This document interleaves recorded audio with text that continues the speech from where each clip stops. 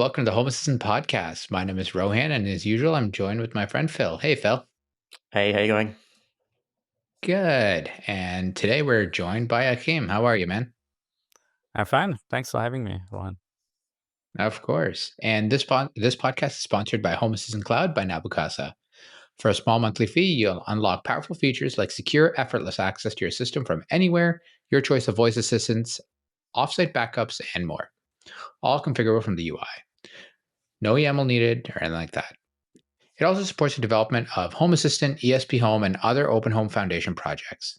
Click the link in the description to learn more. We also want to give a shout out to our Patreon members, including our executive producers, Benny and Rob. You can support the show and get early access to the episodes, and all in an ad-free feed. To support the show, check out homeassistant.fm and click Patreon in the menu. All right. Achim, thank you so much for joining us. Tell us a little bit about yourself and tell us who you are and why you're here. Obviously, Phil and I know this, but tell the rest of the world today. Yeah, so I'm made in Germany, born in Germany, and studied there. And then after my studies, I want to do like an international career. So I joined Siemens, like one of the largest German companies, because I thought it gives me a lot of opportunities to travel, and that also happened. So I went through a few stations in Germany, and then I went to the Middle East for a couple of years, and then they sent me to Thailand.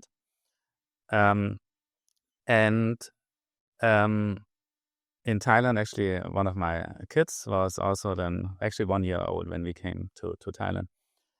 And then I had a very stressy job with Siemens. I was like based in Bangkok, but traveling 3 out of 4 weeks, basically. And Wow.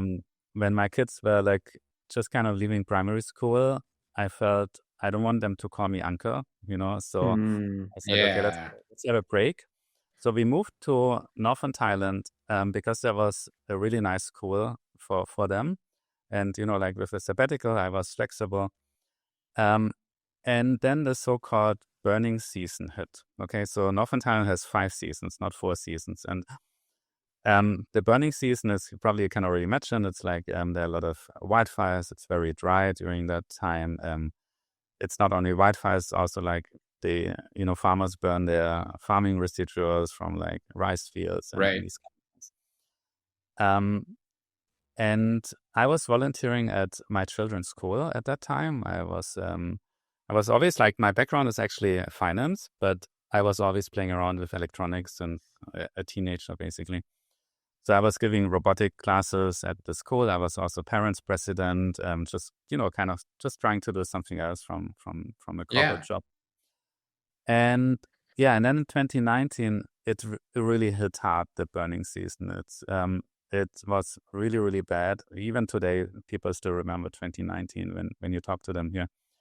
The school already had air purifiers in the classrooms because it's a kind of recurring thing for them. But at that time, they just didn't know, can they keep up with this hazardous smoke, and it went on for weeks and weeks, basically. So being so much involved in the school and seeing like how much the school actually struggled to manage that situation, to know which classrooms are safe, which not, how to maybe reallocate air purifier and these kind of things. And the head of school was running around. They had 1 PM meter, one portable here, and he was running around like 100 acres at campus, huge school with boarding and so on, trying to make sense of the situation. So you can already imagine like, how much this really disturbed the whole kind of school operation. So seeing that with my background, I thought, hey, this has to be easier somehow, So together actually with my co-founder now, who is also a parent at that school, he said, okay, let's just build some monitors, together actually with students, with parents, with teachers. We integrate into like the science classes, put them into the classroom, make a simple dashboard so that the head of school can just sit on his desk and, and see basically what's going on in the school. That's kind of how we started, really as a volunteer project. And then at the same time, like we had a really, really engaged group of parents that then also looked at what are the underlying causes, like how can we or what can we actually do to, protect ourselves, but also to maybe like reduce that fires. So interestingly, most of these fires are actually arson. So it's a really Interesting. interesting story. It's like in that region here, there are like very expensive mushrooms growing in the forest. Think about truffles kind of Yep. pricing. And at that season, when you can actually pick them, they're covered by leaves. Okay. So for the people who are trying to find them, it's actually easier to burn off the leaves in the forest to kind of Wow. find them. The mushrooms are pretty robust, so they kind of survive there. Maybe it even gives them a better flavor. I don't know. So yeah, so we had Roasted mushrooms. It's pre-cooked. Yeah. yeah. So we had actually groups of parents and also, talking to restaurants that had them on the menu and saying, hey, why don't you take them off? Because, like kind of reducing the demand, talking to supermarkets. And we're actually quite successful with this. And yeah, and I and my co-founder, we were just kind of doing more the technical stuff. And with this network, more and more schools in the region, got to know this. So they asked me like, hey, can we build these monitors ourselves as well? And I said, yeah, sure. I put up a small website, put the build instructions up there, the firmware. We also made a couple of workshops with them. And then, like I got calls from Bangkok and then I got calls from China. And then I thought, okay, this is interesting, like that there's so much demand. Yeah. What's just by word of mouth, basically.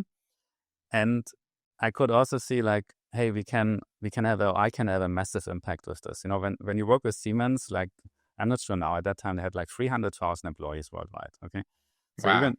even you're in management, your impact is very, very limited, Sure. So I thought, okay, here I can really have an impact, like a real impact. So then, I talked to my co-founder and we said, hey, like, why don't we make this volunteer project a company, but with the aim to actually fund that mission, and that's basically how AirGradient then came to be. So we incorporated like, I'm not sure, maybe 6 months after we actually started. We never had a business plan. We just said, okay, let's improve air quality monitoring to create more awareness, and with the awareness, hopefully then a reduction in pollution comes. So it's a quite unusual start of a company.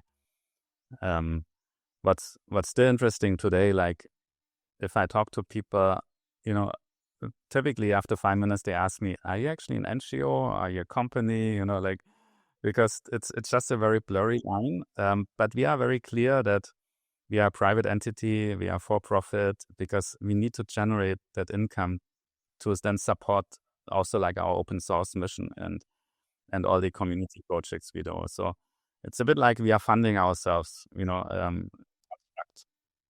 Yeah, that's interesting. So I do want to get to the open. I do want to get to the open source bit because I think that's a fascinating story too. So yeah, you're created out of this need to check school like the classroom air temperatures. How did was it just word of mouth that other schools sort of came along and started knocking on your door? Like, were you doing any advertising or anything? Not really. I mean, we had what was interesting was that the parents also wanted to know what's going on in the classrooms, basically, and at the school. So we had a live feed from the sensors to basically the school website. So that's then when other schools also saw that information. And it was just through that network, because we also did workshops on campus. We invited like local Thai high schools to the campus for 2 days, like kind of getting them together with like medical experts, with, advocacy experts, with firefighters, just kind of creating this awareness. So with this network came basically, the visibility that we had originally, at least the local one. And then the international one is an interesting story as well. Yeah, I want to get to that because I'm still fascinated by this startup story, right? So, were you creating the devices yourselves, like in the garage, and then were they like just Raspberry Pis, or were you So going? so the first version was basically Arduino based for a very short time, because that's what I used in these robotic classes. Arduino is a great platform for young kids. And then because we need to connect them to a network, we use the ESP32. Actually, the D1 Mini, I'm not sure if you're aware, ESP8266 was the first version. Great module. I still love it, even it's a bit outdated now. And you can program it through the Arduino IDE. So that's like how we started. And then, they're like, the main concern here was like PM 2.5 for, fine particles, and then for indoors, also CO2, because if you seal the classrooms to prevent the smoke coming in, your CO2 can go up really quickly. So it's important to measure both. Yeah. And then we just, ordered like from AliExpress, basically these modules, put them together.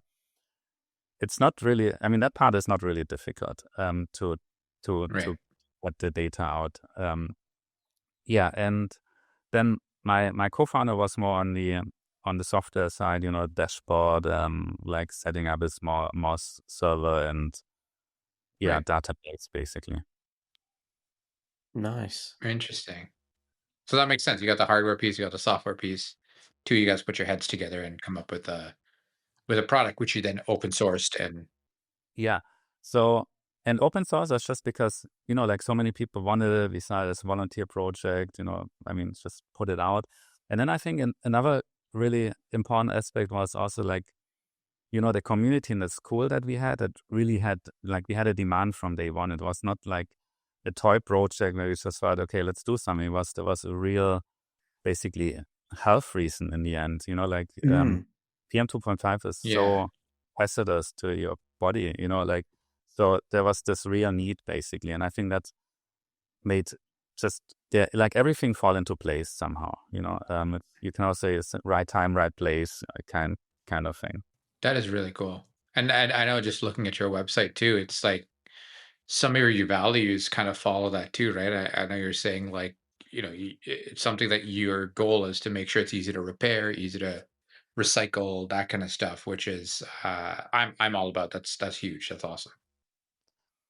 Yeah, exactly. So that's, it comes, a lot of these things just come with open source. We're open source hardware. It's not only that the firmware is open, it's the complete design. So you can actually go on our website, you can download the KiCad files, the BOMs, the enclosure STL files, are there, obviously the firmware, and then it's licensed under CC BY SA. So you can even like build it, you can even sell it, you don't have to give it anything. So and with the open source hardware, comes things like repairability, also that we don't lock people into a certain platform, so a lot of these things that, sometimes it's funny, like there are a lot of things that annoy me, and I'm sure it annoys you as well, like some time ago you could actually own your music. That's getting more and more difficult. You could actually, I remember when I was a kid, my daddy bought a Japanese amplifier from Onkyo. I was probably like, I don't know, 12 or 13 years old, like great device, pretty expensive. But it actually came with schematics at that time already. There was actually booklet and you could see all the resistors and the capacitors and things. Yeah.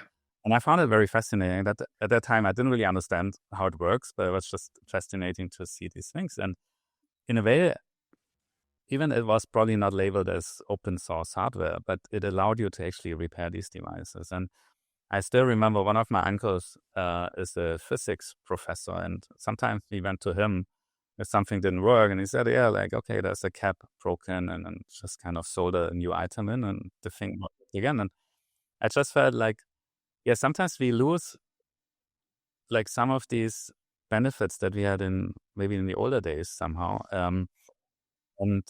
And what I think what we see with our approach is that there's still a demand for that. And I think that makes us successful, that people see as like there are not many devices they can actually repair, or that they can actually own the data. That's another topic that's getting more and more restricted.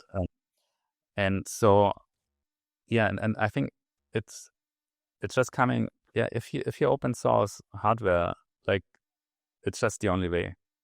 It kind of works, and in a way it makes it also easier. It's just like, okay, I don't have to spend money to lock things down. I don't have to engage lawyers to write patents or, like to end non-disclosure agreements or all this kind of stuff. I don't have to worry about or think about or spend money on it, basically.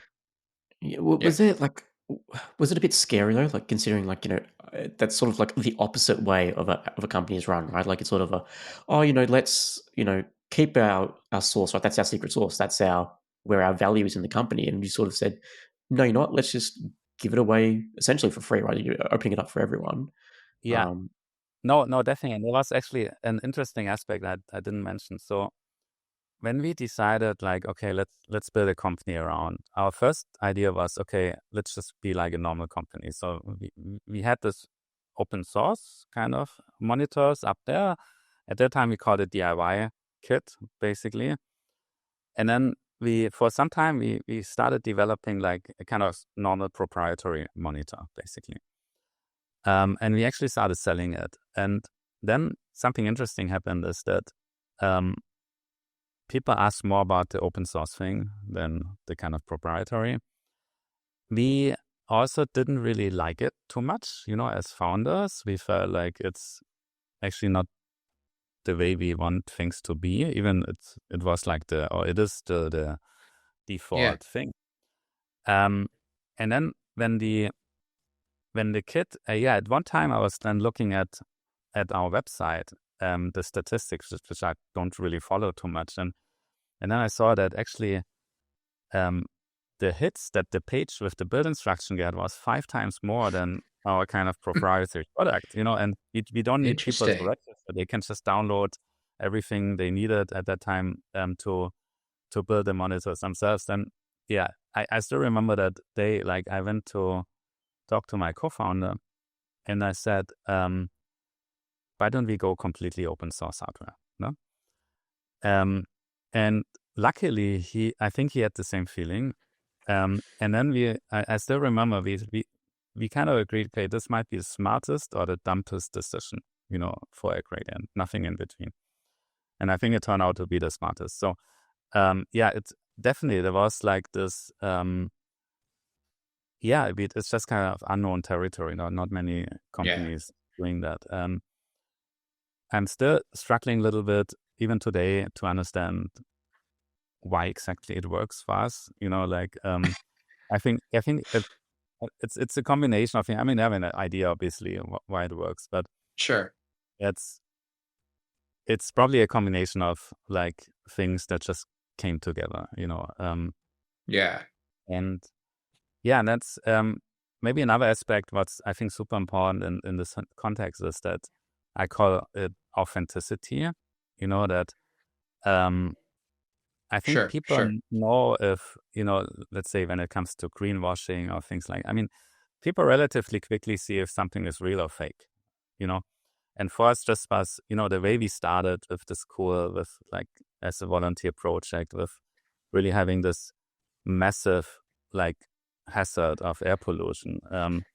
It was just the natural way to basically continue that path, and I think that's also really helps us, like even today, that we are just so in a way clean on what we do and our mission, and just also going full in. I think that's important. There's this concept of open core sometimes that some companies partially maybe open up certain areas, not fully. I mean, you only need to look at like AI, right? I think Facebook open sourced Llama a little bit. It's like sort of open source. It's a bit tricked. Like who knows what's open source, what's closed source. Yeah, there's half ways of doing it, right? Yeah. Exactly. Yeah. So, I mean, there's one element still that's not open yet, is our dashboard. But we actually started last year an open source initiative to, build like an open source data platform that's then basically replacing that. But everything else, like the hardware is completely open source. The map application That's that we have. awesome. Yeah. So I'm really interested. We're like completely going off topic here, but I'm really interested in understanding the economics of like from a business perspective. the economics of doing that. So as an open source project, are you again, feel free to not decline answering or whatever it is. I don't need specific numbers or anything like that, but are you still profitable? Like, is it still a viable business to say, hey, here's all of my what would traditionally be considered proprietary. Here's all of my information. You can absolutely do it yourself to the customer, or you can get it online, have it done for you, whatever that is, right? Whether that's you want to support us, or whether you want to you just don't want to build it yourself. You're like Phil and I, and you're not great with a soldering iron. Whatever that looks like. More so Phil than me, but okay. Oh, I mean, that's actually this, I mentioned before, like people ask me after a few minutes, are you into your company? The second question is like, how do you actually make money? So that's Right. exactly, Ryan, what you're asking. No, we are super open on that. So basically, we sell the same open source hardware, exactly the same product that we have on the website, as a fully assembled version and as a kit. And we can do that at a very competitive price. I mean, these sensor modules are actually pretty expensive, and we now have a pretty big scale. So last year, for example, we sold 30,000 monitors, just to give you an idea. So we buy these modules directly from the companies, from the suppliers. So we get like really good prices there. So we can actually, like have basically make a profit, and still a lot of the customers, I think if they would buy the components, for example, from other fruit, it would still be cheaper basically getting it from us. No? So, and so that's one aspect. I think another one is just for the fully assembled unit, we actually do an in-house test. So we have a reference device that, US EPA approved, that we test every monitor against it. It's actually a 12-hour test. Hmm. It comes with a test report, and then we can like really make it totally accurate, like the low-cost monitor. So we can add some additional things that some people want, if they want a super accurate version of it. And then I think another thing is just that people love to support us too, so Of course. they see it's open source. They see also like all the work that we do with communities, that they say, yeah, they don't mind paying $10 or $20 more and getting it from us. So, yeah, that's like the model there. I mean, the other like Arduino is a good example that also basically it's completely open source hardware, and there are a lot of clones from China. If you go on AliExpress, I think they're still selling their products quite well. So yeah, it's working. But I mean, that's what I mentioned before. Like a few things really came together for us. I think that the scale is important, that we get these prices low also, like because we are sampling the whole units in Thailand. We have relatively low labor costs. We are also relatively close to China. So like for example, the enclosure we get from China, because there's no company in Thailand doing injection molded enclosure, and they can actually bring these from China by truck in 2 days to Thailand. So that's obviously makes the shipping costs lower that we have. Yeah, you've got like a lower supply chain distance. Yeah, right. Drive it. You don't need to fly it or anything. Yeah, exactly. So that, I think that's why I meant like a couple of things really came together that enabled that model basically. Yeah, that's fantastic. So I understand like you've got your air pressure, your air quality sensors for the classrooms. How did that then sort of go into the smart home? Like, were you like, okay, now let's sort of go into the home? Do we go into businesses first? Like, did you have like a roadmap of where you wanted to take these air quality sensors? Yeah, no. So, I mean, I mentioned it earlier. So really our aim was, okay, let's make a massive impact with AirGradient. Okay, so, and for me and my co-founder was clear, okay, Thailand is the starting point, So how do we get global with this. I'm a big fan of Hacker News. You might know Yeah. the site. So at some point when we had these, the first kind of what we call DIY kit, it was basically like a small PCB, and then people could, purchase their components and solder this together. Like every time something about air quality came up on Hacker News, I basically said, hey, I sent you a PCB to build your own monitor. You just send me the postage through PayPal. So they sent me like $2 or $3. I went personally to the post office in Thailand. I put this small PCB in envelopes. I sent it all around the world.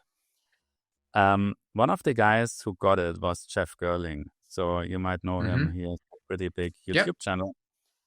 So he built this monitor I didn't really know, and he published a video. At that time, he didn't use Home Assistant. He used Grafana and Prometheus as a backend. Yeah, suddenly our website crashed, and I'm kind of, okay, what's going on there? Like hundreds of people on the website simultaneously. Before we had like 3 or 4 people, like if you look at the stats. And then obviously a lot of people contacted us and then basically said, hey, like we would love to get a kit from you, not buying these things through AliExpress ourselves. And then I felt, okay, that's actually a good idea. So we curated a kit out of the open source hardware thing that we already had on website. And then we started selling the kits. And then people just started, basically connecting it to whatever system they wanted to connect it, because I think the Arduino hardware made it really, software, the Arduinos made it really easy to, send the data to your own server. And then ESPHome started. So we had, and actually from the community, so we had then people actually developing several ESPHome integrations. I think the best one or most famous or most popular one, I would say, is from Malloc Array, who still maintains it until today. And then obviously with that ESPHome integration, like more and more people said, hey, great, like I can easily integrate that into Home Assistant. Yeah. And that's how we got into this. So like I had Home Assistant as well, but it was really from the community coming. And when I think today actually probably half the customers are actually on Home Assistant, I think. And then ESPHome is great, but it's also not a native like implementation. So at some point, and there were certain problems because like the way you read the sensor information is basically part of ESPHome, and sometimes these are not updated, or there might be even mistakes in some of these implementations. So we had a couple of issues with the accuracy of the monitor actually coming from not from the integration itself, but from the underlying drivers, basically. Right. So we thought, okay, it's probably better if we adjust our firmware, our official open source firmware, to be compatible with Home Assistant. So then we developed like a kind of native Home Assistant integration, which it's just much easier basically for people to use. So is it a migration from like the project migrated from ESPHome to your firmware, or is it that you can kind of do whichever? Or No, we still, I mean, there's still people that have ESPHome. Actually, ESPHome, it's interesting. It's totally community driven. So ESPHome is really, Malloc Array, who maintains it. It's basically his baby. Like he added a couple of features that the community wanted, which we don't have in our official firmware. A few more configuration possibilities. We have a few things that maybe not in his. No, so it's. I mean, that's the beauty of open source. Like you can really meet certain demands. So that's still, still heavily used. Obviously, once we had the official one, then a lot of people just went with the official one.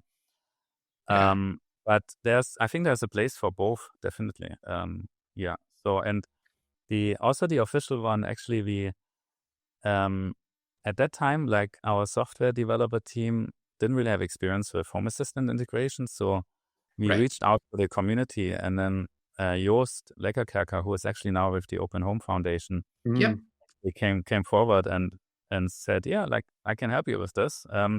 So we worked with him to develop the official integration, which was great because he was so close to Home Assistant, and I think that's also why we got the the platinum level certification, because he just knew what he's doing, and we wouldn't have been able to do that.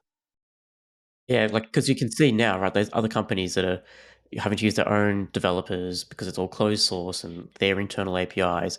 But I guess, being open, Home Assistant and the Open Home Foundation can Anybody go can and go, jump in. yeah, and go, Yeah. yeah, we can help you with that. We can see your code. Like, let's do it. Exactly. I mean, he was working on a Home Assistant side, and then but cooperating with our firmware developer. He's based in Indonesia, and it's on GitHub. I also talked to Joost just recently when we had this Made for Home or Works with Home Assistant event, that Yeah. Joost said it was so easy to work with us because he could just look at the code and understand how the Yeah. firmware sends the data. I mean, There doesn't need to be a translation layer in terms of, oh, we do this, and then, okay, well, how do you do that? Something like this, right? Without, like, because when it's proprietary, nobody ever says, here's the code, let me copy paste it and whatever. Here's, just go on GitHub and look yourself. Right? exactly, and that's why I It's mentioned awesome. before also, like, as being open also really simplifies things. I think it makes them better and also simpler. And Yeah. If you're looking to upgrade your smart home, you can't go past Zeus. Zeus have just released their brand new Z-Wave long-range siren and chime, the ZSC 5800LR, which you might remember Agnes teasing when she was here a few months ago. You can trigger audio and visual LED alarms based on smart sensors or other conditions, and the audio speaker plays your own files for personalized automation, or there's a selection in a pre-loaded library. Zeus are an official Works with Home Assistant partner, just like AirGradient here, helping Nabukasa by providing long-range devices for testing the new Home Assistant Connect ZWA2 radio. Zeus offer a range of affordable and innovative devices, including water leak sensors, water valve controllers, smart plugs, and scene controllers. For the best prices on all Zeus products, head over to thesmartesthouse.com.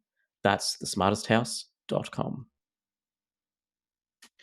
Perfect. Now, okay, before the message there, we were talking about Works with Home Assistant and the process that you work with for that. So, I know you mentioned used helped quite a bit in terms of what, getting it up and running and so on and so forth. What other metrics and things were considered for you guys as you went through that process? what do you mean with metrics? Like from the air quality Uh, monitor? l- l- well, like from a Home Assistant perspective, what else did they care about? What else did you like? What else got you to that platinum Yeah. rating? So I think what's super important is this local first for Home Assistant. You can basically run it through the cloud, which I think a lot of companies do. We also really like this local first approach. So I think it's just better in a way. You're not dependent on any like external server, basically. I think also it comes to privacy. So I think that was something that I think Home Assistant users value very highly. Like privacy, data ownership. So we had actually like extreme people in there, which we actually also like made it possible. So we have to give firmware updates to the units, okay, and they are pinging our server, and some people didn't even want that. So even if they have a local implementation, and that's happening actually when you boot the monitor, it's kind of checking a stand firmware update. So we actually integrated into this initial connection where you connected to a Wi-Fi. There's actually a checkbox which says never talk to AirGradient. Okay, so you can Oh, cool. check this thing, and it just kind of completely blocks the whole thing. And these were things, that we also believe in, which made it easier. And then, but it was something that I think for the Home Assistant crowd was quite important. And yeah, I think this also helped with the platinum certification, basically. That's cool. I love that it's a never talk to AirGradient, right? It's like it's funny because it's so counterintuitive from how a lot of the big companies think, right? And obviously we've had a lot of folks on here that do believe, a lot of vendors that do believe in local first and stuff like that, but it's never so direct as like just don't talk to us, like just block all Yeah. communications. Here's a full out firewall that says no, right? And No, it's but I think that's I awesome. I mean, there are a couple of funny things. So, I mean, now we are like 25 people in the company, and we have a bit of older staff, and we have newer staff. So, when we have newer stuff coming in, and some of them actually come from, like, let's say, traditional IoT companies. No? One of the older stuff, Yeah. they basically tell them word by word, okay, if you start here, you first have to unlearn everything that you did in the previous company. Like by definition, we don't have IP, we don't Yeah. have secrets. We talk about our faults as openness. We talk about our successes. Yeah. Like I still remember also when, like, we have a very strong science team within AirGradient with 4 scientists actually, and one of them also used to work previously on the private sector.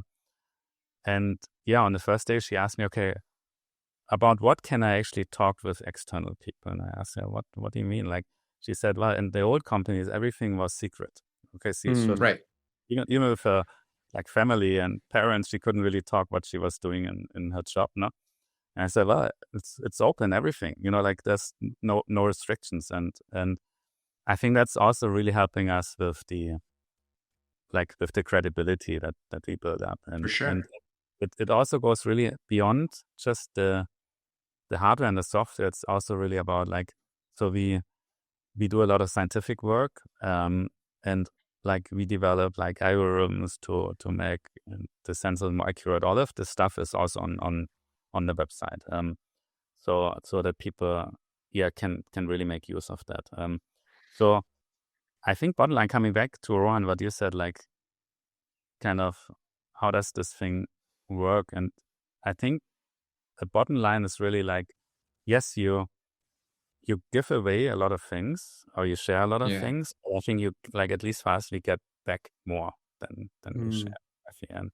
And it's a combination. Yeah. It's not only money or something like this. It's also just the reputation, the knowledge. So we have now probably the best people in the world working on air quality cooperating with us, because like for example from the research side, because they know everything they tell us remains open, like and we can actually help them make an impact. A lot of researchers, they come up with great ideas what they can do, but often they end up writing a study and that's it, and we can actually enable them to bring this out to tens of thousands of monitors, and to like we export now to more in Yeah. the 80 countries, like just like giving them this impact piece. So this creates like just a very, very, let's say, productive knowledge exchange that remains open in all directions, and in the end it improves the products.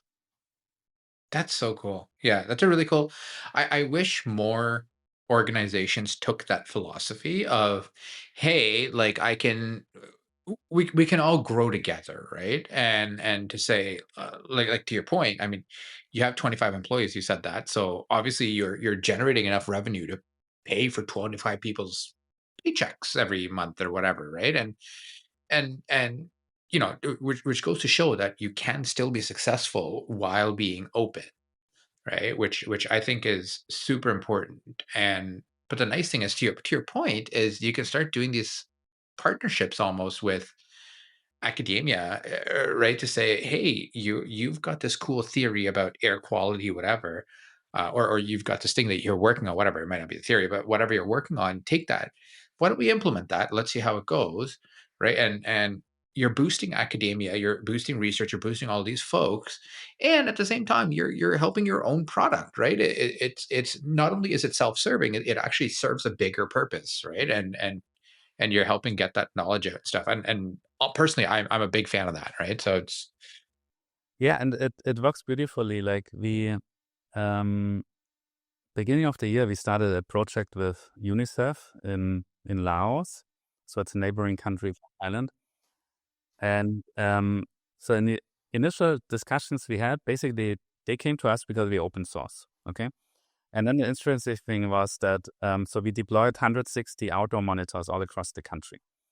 But UNICEF, and not many people know, have a very strong actually data science team. It's part of the Office of Innovation, which is based in Sweden. So they do really interesting things with AI, ML, data science, blockchain, crypto, what you don't expect from UNICEF. Wow. And Yeah. so they actually developed a really good machine learning model on forecasting air quality, which they needed our ground-based stations, but then basically looked at satellite data as well as population density, meteorological data. And all they do is open source too. Okay. So we at AirGradient don't really have these kind of experts. Okay. So now we are in the process actually taking their model, integrating into our open source map. Okay. So Yeah. so you see the beauty of Yeah. like that.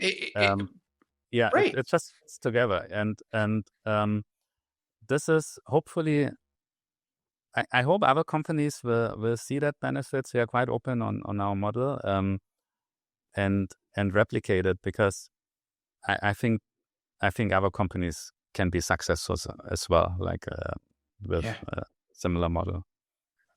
So with the company, right, you've always got to look forward to the next thing. You've got, like you just said, you've got your outdoor stations now. You've got indoor air quality monitors.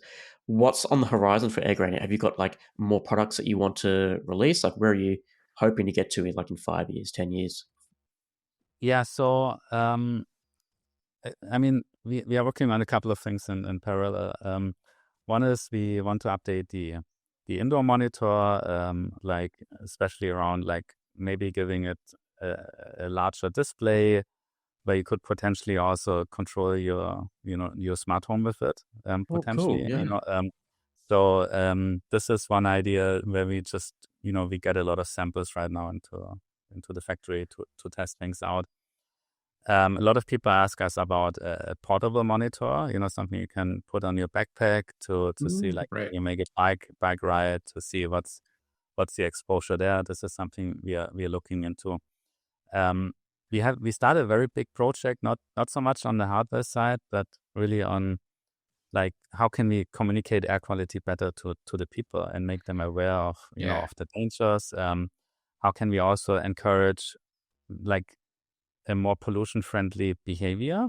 For example, like instead of using your big truck, maybe take your bicycle if you go to a coffee shop and these kind of things.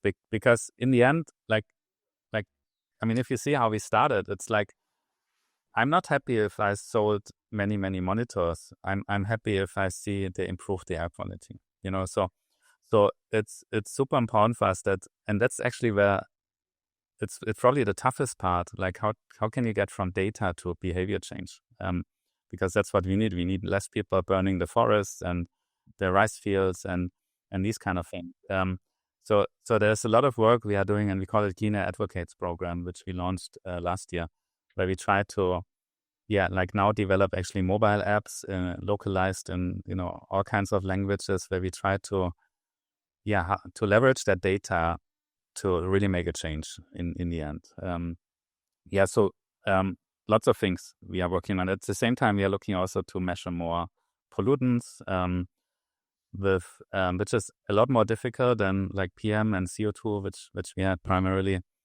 But with the scientific network that we have a really good base that we can tap into to deliver accurate and still affordable monitors that measure, for example, NO2, ozone, and these kind of things.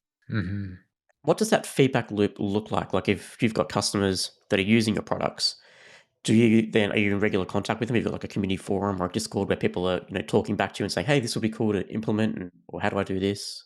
Yeah, so there are several channels. So one is, we have a very active forum on our website. We like where people come with technical problems, or they have certain ideas, or they share their own integrations, which we often then also cover on our website. we have a very strong, we call community advocate team with like around 5 people in the company that's working very closely with communities using our monitors, because often, I mean, we have the typical smart home user, that wants to see what's going on in his home. But then we also have, like, for example, organization like in California, there's the Central California Asthma Collaborative. They're working more in the like inner valley in California, which has a lot of pollution issues. So they are using our monitors. So we are in very close contact with all these communities around the world. Then I go to a lot of like conferences, actually advocating for both, like the aqua monitoring, but also the business model that we have. So there's a lot of contact through like conferences, through webinars we do as well, to be in touch with the community. Yeah, that's fantastic. That's so cool. I'm still so intrigued at all of this working, right? Like and again, you always hear people being like, again, the home assistant folks are front and foremost to say this, right? Saying, hey, open source works. You can still be profitable while being open source. You can still do all these things. You can still give back, and you can still have enough. Wow. And I know we've moved on from that, but my brain is still stuck there as like, this is truly doable, right? Yeah. Yes, it is, and to some extent, I mean, we are in close touch with the home assistant folks like Guy Sure. and Paulus, and we're actually planning to set up a foundation as well, like what Home Assistant did, because we do so much, let's say, non-profit work within the company, but we also produce hardware. So it's very, very similar to, Nabu Casa basically producing the hardware, and then the Open Home Foundation basically looking at the source code. So we are in the process to set up a foundation to do something similar, that we just want to make a clearer split, between the two parts. Maybe even to some extent that we say we want to actually protect it from ourselves. If there's a big company comes and buys AirGradient, they just might shut everything down. And so if you transfer this thing into a foundation, it becomes basically untouchable. And so we are in the process there. We are looking at Switzerland. It's a bit of a process. You need to get these things right from a legal perspective. But I think it's important. It wasn't actually requested so much from the community in our case, but we feel it's the right thing to do. And that's why we actually see Home Assistant as a kind of role model, actually, in how they structured their operations. Yeah, Paulus was telling us about that in a at some point, like previous. I think we got it on recording. I think it's a previous episode of what it took, and it seems like a pretty big undertaking just to get, like, to your point, all the legal paperwork, all that stuff done, with the government filing for it and so on. Just it's a lot, right? Which is, but to your point, the long term effect is for I mean, the greater good, or whatever you want to call that, right? And I totally get behind that. No, and I think it's also like really like, I think people trust us, but if you also really have this kind of legal separation, it's just then it's on the paper. It's like you can see the source code on the website. Okay, it's kind of, you can prove, and so if you kind of make that distinction, I think it just becomes really, really clear. Also, like that we really live what we preach, basically. So For sure. It's from that perspective, I think it's really important to go that step. And also actually there's some, like, so we work with, I mentioned UNICEF. We also work with other large organizations, and there's sometimes a little bit of a hesitance, like, because on paper we are still like a private entity, and some of them, like, for example, the United Nations Development Program, they cannot put a private entity and kind of favor them, compared to others. So Sure. we think if we have a separate entity that can then pursue these kind of projects, it just makes it easier also for our counterparts to to actually work with us. Yeah, that makes sense. Now, little bit about you and your home automation You said you're journey. a Home Assistant user. Yeah. Yeah, I think Yeah, I want to know a little bit about that. it's not running at the moment because we just moved back in here. So it started, okay, let me guess, probably a long time before AirGradient started, maybe 2016, 15, on a Okay. Raspberry Pi. Still struggled at that time. There was no, no Claude or ChatGPT to help you with No. designs. I Yeah. still think YAML is not very intuitive, at least like when you come from more like the JavaScript side and things. So lots of long nights, I would say. But then I think what I loved most, let's say from my own home automation, was these, I use C-Wave, and these light switches that you can like put into existing switches, that you can basically still use the normal switch in case your system is down, and then still control it through Home Assistant, because that just gives you the redundancy. And then I also integrated, actually when we started with AirGradient, also the sensors, just set up an MQTT server, pushing the data there, experiment a little bit with cameras. Oh yeah, and then like RGB lights, kind of same thing. Like, okay, you have these Sure. different colors for air pollution, and then okay, you can make your living room like glowing red. My wife didn't like it that much, I have to admit. But like, yeah, like so, yeah, lots of like kind of the usual stuff there. Now I actually have the Home Assistant Green for Mhm. Yeah. testing, which I think is a great device, and you can actually see. I mean, I'm not sure when you guys started, but that time, like SD cards failing and all this kind of stuff. Oh yeah. It was, It went a long way since then. Yeah. I think also just the UI is a lot easier to handle. It's a lot more stable. Yes, I'm actually looking forward to set it up here when we move back here to Chiang Mai and having it running. Yeah, but that's the journey basically. That's awesome. That's awesome. Yeah, I started around that time too. I think around 2015, probably something like that. I think Phil, you too. I think you said, right? Yeah. So it's we've It's been a felt the journey. pain. Yeah. Yeah, for sure. That's cool. What are some of your favorite automations? I know you talked about like, uh, changing the color when based on the air quality and stuff like that. But like just any quality of life stuff other than that, or what are some of your kind of highlights? I mean, we had something interesting. It's not strictly an automation, but it was a cool project with Home Assistant. So at that time when we started, my kids were relatively young still, and they had a toy from IKEA, which was like a kind of like a small translucent toy with a light inside, and somehow it broke. And I looked at it, and it just fitted these, D1 minis. Probably know these microcontroller, and they have these shields with an RGB light that you can plug on this. So I could just push it into this thing. I thought, okay, that's cool. So why not connect it to Home Assistant? I probably used ESPHome at that time, and then linked it up to the air quality, basically. So that Nice. kind of the toy basically tells the kid, okay, Yeah. green, you can go out and run around. And then, and then so a funny thing happened that they put a mask around when it turned red, like, okay, now the air pollution is bad, you should wear a mask and stuff like this. So that was an interesting, like, kind of small project using it. What I like is just the flexibility of Home Assistant. I think Sure. it's pretty much endless.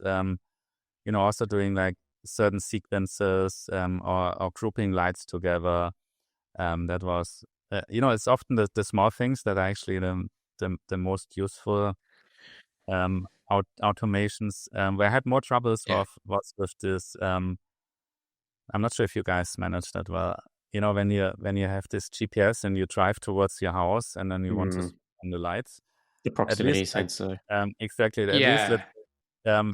before I mean, like 5-6 years. No, not proximity. It was this GPS. You make a kind of fence around your house, like a Geofence. yeah, geofencing. I struggled with that a little bit. Yeah, maybe that works better now. I'm not sure if you guys know, but Yeah, I've had no issues with it. Like, it's fantastic now. Yeah, mine's been pretty decent here too. Obviously, depending on GPS. I think the big thing too, like I'm an iPhone user. Initially, at the very early versions, when the companion app first came out on iPhone, that was the GPS piece was it was accurate, but it wasn't perfect, and sometimes it would be like something weird happen, and it's like, oh, you're in like Spain. Yeah. It's like I'm definitely not there, right? But I haven't had an issue in quite a few years now. okay. It's been pretty rock solid. Okay, great. Then maybe I try that again. Yeah. And pre-companion app, it was all, you had to use like a third-party service, like OwnTracks or something, to then push the data of your GPS Yeah. location into your instance. It was messy. But now there's an app and Home Assistant handles that for you. Yeah.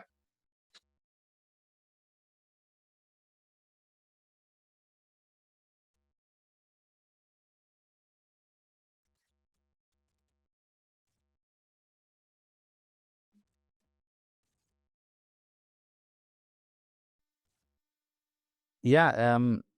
No. So we have a couple of interesting use cases. So one, when you just said factory, so there's a nice, I think actually in Canada based, if I'm not mistaken, a manufacturer that makes flutes, musical instruments, and he contacted us and was quite concerned about chemicals in the factory. And we actually can measure chemicals, and so there are certain manufacturing steps that happening, I think, a couple of times per day where like just these chemicals are emitted, and he wanted to protect the workers more. So he contacted us because he wanted to, and then I think we made actually a small adjustment on the firmware. So our indoor monitor is basically an LED light, no? And he wanted to basically relay that information about chemicals more directly so that the workers can see, and then like maybe switch on the ventilation or whatever they need to do. Another really interesting use case is actually demand controlled ventilation. So that's something a lot of people do. So especially, like when your CO2 levels rise, that can really impact your cognitive performance, your thinking, or you get Yeah. tired. So a lot of people, they maybe have a ventilation system or just a fan that can bring in outside air. And then actually, this was a project I also did myself at my house. You have these Sonoff switches. I'm sure you know. Yep. You cannot connect to Home Assistant. So just have, a fan that brings outside air in, connect to a Sonoff, and then that triggers if the CO2 goes, higher than, I don't know, 800 ppm, switch it on that fan. And then if it's below 600, switch it off again. Super simple thing, super effective, super helpful because you have much better air in your house. That's a very typical thing. Then a lot of people also really like the way they want to relay the information to people. So a lot of schools that use our monitors, they have like information dashboards on campus. So often, a part of the screen shows the air quality, and maybe another part, okay, what's our upcoming events in the school. So they're building these kind of things. And often use our API for that because they don't want to run their own Home Assistant there, so they just pull in the data through our servers. Let me think what else could be interesting. Yeah, I think I'm sure there's more, but nothing comes to my mind. Yeah. But yeah, I really like the use case in the factories, right? Because again, they could automate it, right? Put a log into their systems, into their building systems, and go, you know what, air quality in this building is not good. Let's open some ventilations. Let's evacuate people if it's too strong, or reduce the number of people that are required in there. I think that's a fantastic use case. Or it could drive kind of space design as well, right? Like, Mm. hey, close off the space and give it just ultra ventilation in here, like if it's really bad and whatever. Yeah, exactly. That was also something I actually programmed for some time. Like when you have really, really high air pollution outside, and especially if it's more like with chemical components. So here in Thailand, sometimes they are burning plastic, which is crazy. Mm. So at that time, you actually don't want to get any outside air into your house. So like to kind of make some kind of not only look at, particles which I can filter, but also these chemicals, which actually it's very difficult to Very filter them out dangerous and then too. basically shut your ventilation off. So there's a lot of, I think, interesting things you can do by combining different like parameters together and with some logic for your house. Yeah. That's cool. Awesome. Cool. Anything else you want us to talk Anything about you or want to ask cover? you? Yeah. No, I think maybe one thing we didn't cover too much yet is like, I think especially for air quality monitors, I think I mentioned it early on, like when I started, on my kitchen table, like the first version 6 years ago, like within a few hours, I had data out of the monitors, like out of Yeah. these sensor modules. Mm-hmm. And now with the design team, like we work since 1 year on getting certain parameters really accurate. And I think that's often like something that people underestimate, that they connect certain things that's probably not only about air quality monitoring, but let's say also if let's say you monitor light intensity or noise, very easy you get some data, but then like to really understand, is this data actually accurate? Does it work in all kinds of scenarios, in all kinds of environments? What are certain influences? If a certain Yeah. air quality sensors actually, they react more to temperature than the pollutant they're actually measuring. Okay. So Yep. there are a lot of things that 6 years ago, like basically I had no clue about, and which is often underestimated. And actually it's created this problem because we are basically in a low cost monitor space, and there's so much stuff on, on AliExpress, and so which also calls itself air quality monitor, but the data is really bad. And so this was something that I think people often underestimate, like how much work actually goes into making sure something really, really works. It's like these last 10%, also when you develop a whole product, like the same with software development. You can make an app and then you think it's finished, but then it takes 3 times the time to actually get into the app store and people can download it. So. Yeah.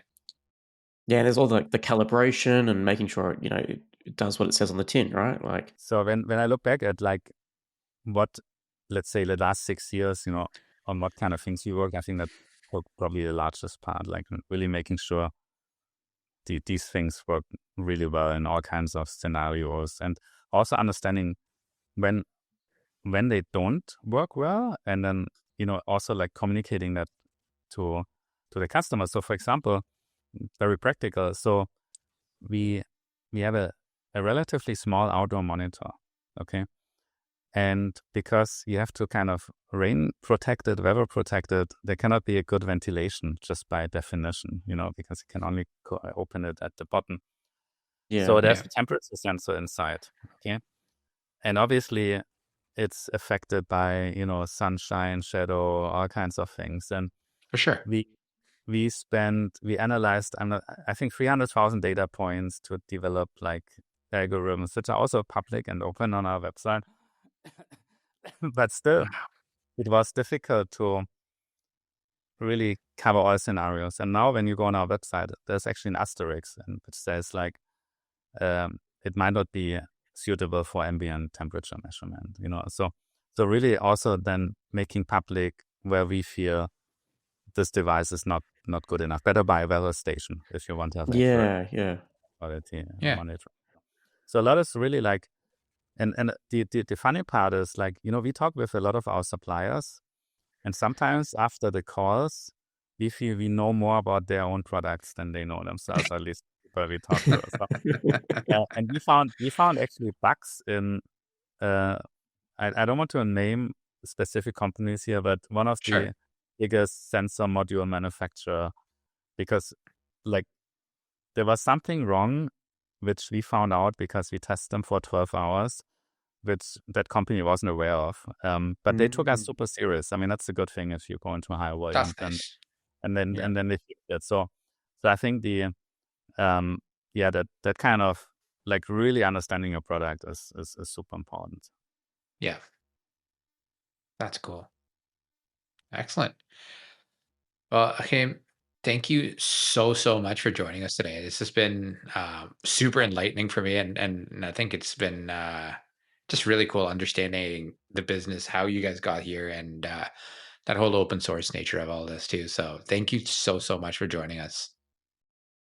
Yeah, and if people want to get an AirGradient device, I'm guessing they can go to airgradient.com. Is that the best place to get them? Yeah, so so we have a shop on our website. We ship in all kinds of countries. Also, actually now the tariffs are included for US customers, so there will be Nice. no surprises when we ship from here. Yeah, it was great talking to you, Rohan and Phil, and thank you for having me. Thank you. Appreciate it. Cheers.